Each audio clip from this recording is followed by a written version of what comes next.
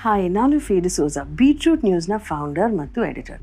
ನಾನು ಫ್ಯಾಕ್ಟ್ ಶಾಲದ ರಾಯಭಾರಿ. ತಪ್ಪು ಮಾಹಿತಿ ಮತ್ತು ಅವುಗಳನ್ನು ಪತ್ತೆ ಹಚ್ಚೋದು ಹೇಗೆ ಎಂದು ತಿಳಿದುಕೊಳ್ಳಲು ನೀವು ನನ್ನ ಜೊತೆ ಇದ್ದೀರಾ ಎಂದು ಹೇಳಿಕೊಳ್ಳಲು ಖುಷಿಯಾಗುತ್ತೆ.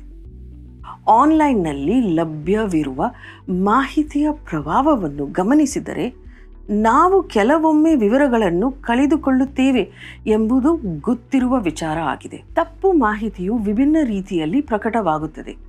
ಸಹಜವಾಗಿಯೇ ಸುಳ್ಳು ಅಷ್ಟು ಸ್ಪಷ್ಟವಾಗಿರುವುದಿಲ್ಲ. ಅದನ್ನು ಗುರುತಿಸುವುದು ಮುಖ್ಯ. ಆದ್ದರಿಂದ ಸ್ವಲ್ಪ ಸಂಶಯವನ್ನು ಉಂಟು ಮಾಡುವ ಏನಾದರೂ ನೀವು ನೋಡಿದ್ದರೆ ಅದನ್ನು ನೀವು ಶೇರ್ ಮಾಡುವ ಮೊದಲು ಸತ್ಯವನ್ನು ಪರಿಶೀಲಿಸುವುದು ಸರಿಯಾದ ಕ್ರಮ. ಈ ರೀತಿ ನೀವು ಕೇರ್ಫುಲ್ ಆಗಿ ವರ್ತಿಸುವುದಕ್ಕೆ ನಿಮಗೆ ಸಹಾಯ ಮಾಡುವ ತಂತ್ರವಿದೆ.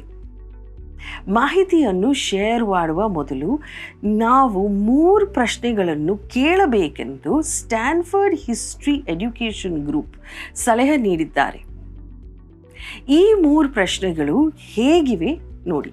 1. ಈ ಮಾಹಿತಿಯ ಹಿಂದೆ ಯಾರಿದ್ದಾರೆ? ಅಂದರೆ ಇದರ ಮೂಲ ಎಲ್ಲಿ? ಇದು ಅತ್ಯಂತ ಮುಖ್ಯವಾದ ಪ್ರಶ್ನೆಯಾಗಿರಬಹುದು. ಸ್ವಲ್ಪ ಹುಡುಕಿ ಅದನ್ನು ಯಾರು ಶೇರ್ ಮಾಡಿದ್ದಾರೆಂದು ನೋಡಿ. ಅವರು ಯಾಕೆ ಶೇರ್ ಮಾಡಿದ್ದಾರೆ ಅಂತ ತಿಳ್ಕೊಳ್ಳಿ. ಅವರು ಈ ವಿಷಯದ ಬಗ್ಗೆ ಎಕ್ಸ್ಪರ್ಟ್ಸಾ ಅಥವಾ ನೀವು ಈ ಮಾಹಿತಿಯನ್ನು ಶೇರ್ ಮಾಡಿದ್ದಾಗ ಅವರಿಗೆ ಏನಾದರೂ ಲಾಭವಿದೆಯಾ ಎಂಬುದನ್ನು ತಿಳ್ಕೊಳ್ಳಿ. 2. ಈ ಮಾಹಿತಿಗೆ ಪ್ರೂಫ್ ಅಥವಾ ಸಾಕ್ಷಿ ಏನು? ಅವರ ಈ ಮಾಹಿತಿಗೆ ಆಧಾರ ಏನು?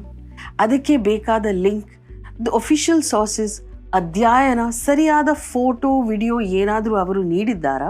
3. ಬೇರೆ ಮೂಲಗಳು ಈ ವಿಷಯದ ಬಗ್ಗೆ ಏನು ಹೇಳ್ತೇವೆ?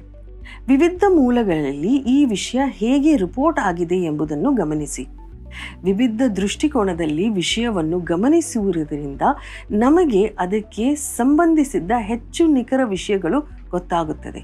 ಜರ್ನಲಿಸ್ಟ್ಗಳಾದ ನಾವು ನಿತ್ಯವೂ ನಿಮಗೆ ಸರಿಯಾದ ಮಾಹಿತಿ ಕೊಡುವುದಕ್ಕೆ ಈ ಎಲ್ಲ ಪ್ರಶ್ನೆಗಳನ್ನು ಕೇಳಿಕೊಂಡು ಕೆಲಸ ಮಾಡುತ್ತೇವೆ. ಈ ಟಿಪ್ಸ್ ನಿಮಗೂ ಉಪಯೋಗ ಬರಬಹುದು ಎಂಬುದ ನಂಬಿಕೆ ನನ್ನದು.